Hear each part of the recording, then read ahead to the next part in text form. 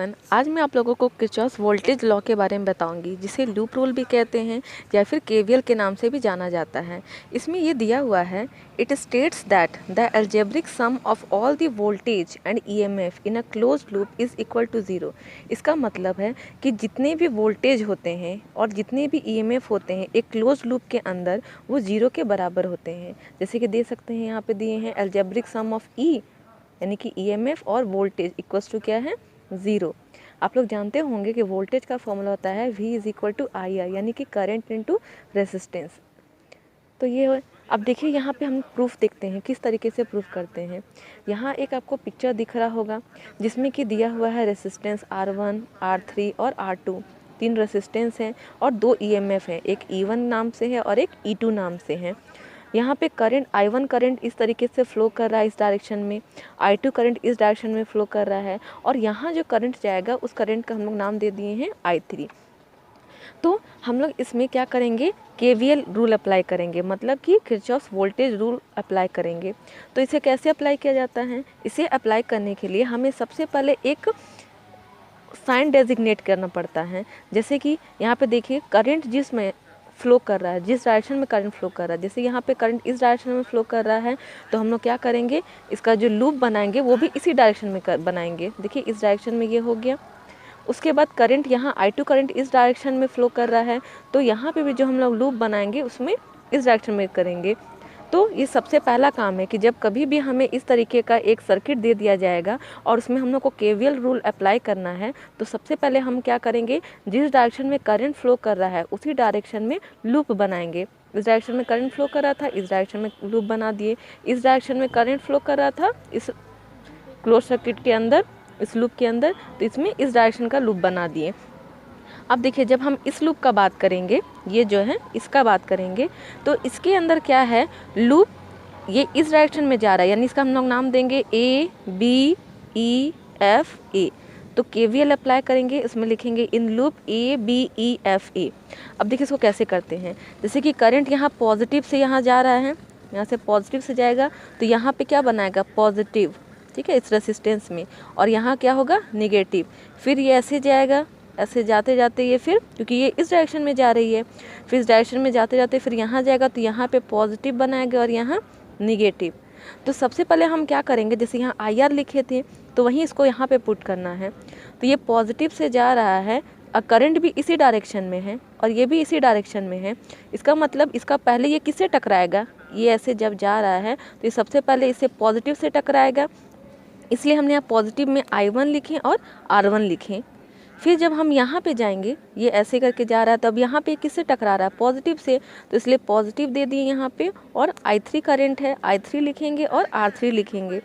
फिर ये ऐसे जाते जाते ये किस पे सबसे पहले ईएमएफ में टकराएगा, I1 में, और यहाँ क्या है, ये माइनस।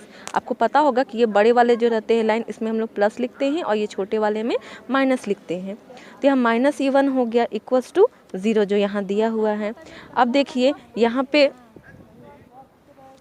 यहाँ जो I3 दिया हुआ है, ये देखिए I3 की जगह पे हम I1 प्लस I2 भी लिख सकते हैं। कैसे? तो आपको याद होगा जब मैंने किर्चॉफ्स करंट लॉ के बारे में बताया था, तो देखिए जैसे ये जंक्शन है, ठीक है, यहाँ से I2 करंट जा रहा है, यहाँ पे भी I2 करंट है, यहाँ से I1 करंट जा रहा है, ठीक है। तो ये I1 करंट जब हम क्या बताए थे कि जब टुवर्ड्स द जंक्शन के तरफ जाता है तो वो प्लस होता है, ठीक है।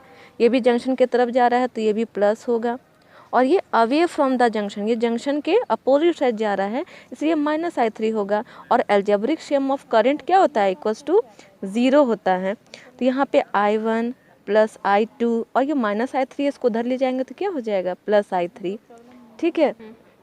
I3 का वैल्यू क्या हो गया, I1 प्लस I2, इसलिए मैंने I3 का वैल्यू क्या लिखा, I1 प्लस I2। तो I1 R1 प्लस यहाँ I3 की जगह पे I1 प्लस I2 हो गया, और R3 -E1 equals to zero. इसे मान लेते हैं हम लोग इक्वेशन 1।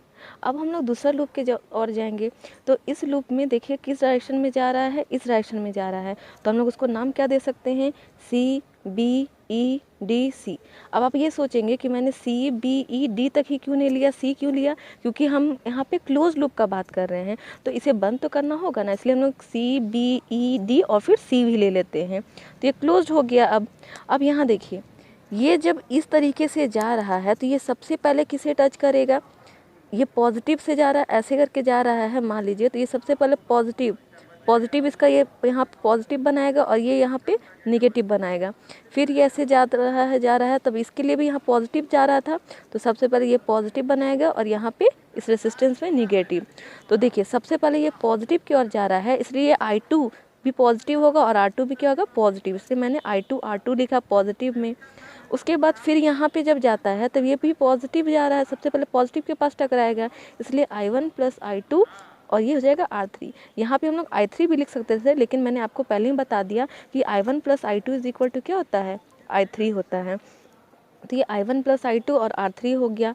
उसके बाद देखिए यहाँ से ये जो इस प्रकार से जा रहा है, ये ऐसे जाएगा गोल गोल घूमते घूमते घूमते, ये सबसे पहले किस पे टकराएगा, माइनस पे टकराएगा, इसलिए यहाँ पे जो E2 होगा वो माइनस में होगा, =0 हो गया। अब इस तरीके से जो रहता है तो हम लोग बाय एलिमिनेशन मेथड से हम लोग वैल्यू निकालते हैं, तो इसको मान लेते हैं सब्ट्रैक्ट कर लेते हैं, सब्ट्रैक्टिंग 1 और 2। तो इस तरीके से इसको लिख दिए। अब देखिए यहाँ पे पॉजिटिव था, ये निगेटिव हो जाएगा, ये पॉजिटिव था तो ये निगेटिव हो जाएगा, ये निगेटिव था तो ये पॉजिटिव हो जाएगा। अब यहाँ देखिए ये तो I1 R1 है, यहाँ लिखा गया। अब इसका साइन बदल के क्या हो गया, माइनस, ये माइनस I2 R2 हो गया, क्योंकि ये तो कटेगा नहीं, दोनों का ये I1 R1 है और ये I2 R2 है।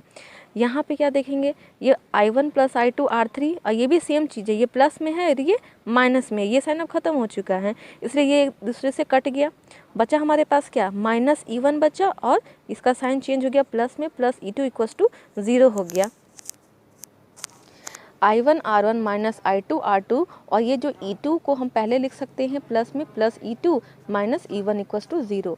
अब इसे हम पहले भी लिख सकते हैं और इसको बाद में, यहाँ पे प्लस साइन आ गया, ये पहले जो पहले लिखा था उसको बाद में लिख दे =0।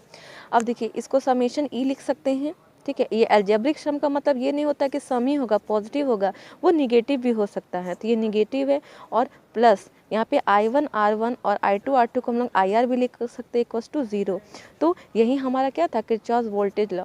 और ये जो किरचॉफ्स वोल्टेज लॉ या फिर लूप रूल जो होता है, ये it expresses the conservation of energy. ये जो लॉ है, जैसे मैंने KCL के बारे में बताया था, किरचॉफ्स करंट लॉ के बारे में, वो जो है वो कंजर्वेशन ऑफ चार्ज था, और लेकिन जो ये है ये क्या करता है, ये कंजर्वेशन ऑफ एनर्जी बताता है। Thank you.